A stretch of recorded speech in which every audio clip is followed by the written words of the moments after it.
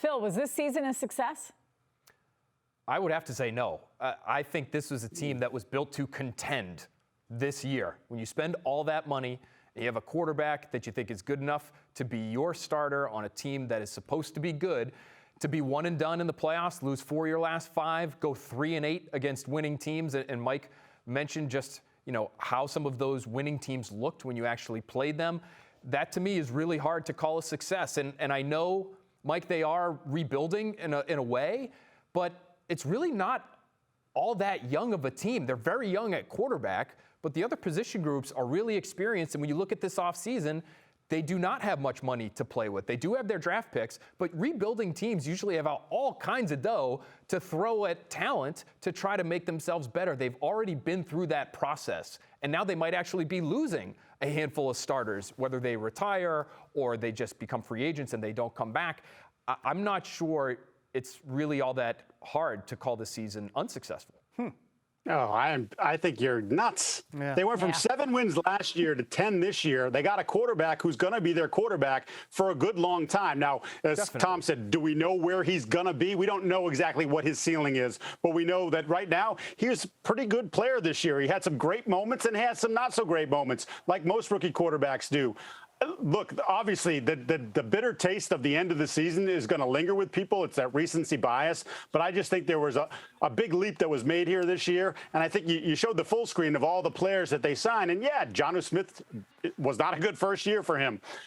Nelson Aguilar, Phil, you and I don't know where Tom was on this. We didn't like the signing at the time. But the rest of those guys are good to very good players for them this year. So, yeah, there's going to be some turnover. There's going to be some questions to answer. That's team building versus the actual season. That's what I just had higher expectations, I guess, than you guys did, because when they built this team, it should have been a better team, in my opinion. Wins and losses, and maybe even a little bit longer run in the postseason. I just think that's a quick wave of the wand. Do you know that Did you know Dante Hightower was going to look like he was running in cement for the final 6 weeks of the season?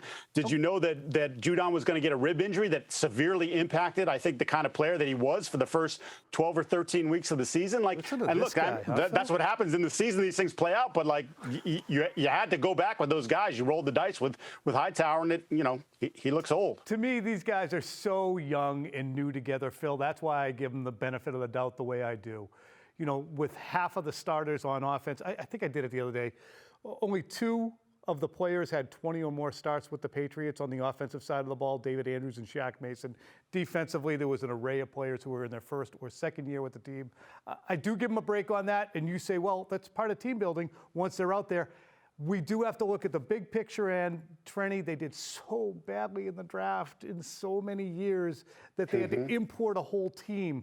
And you still end up with Joejuan Williams running around out there in a playoff game. And also, to put a bow on this, we all sort of predicted between 9 and 10 wins for this team, and that's where they ended up. I think we all got lulled into thinking they were better during that 7-game I was 10 or 11. 10 or 11. Okay. And some people we all talked a month ago here about how they were going to win the division. They were the best team in the conference. Well, we were wrong.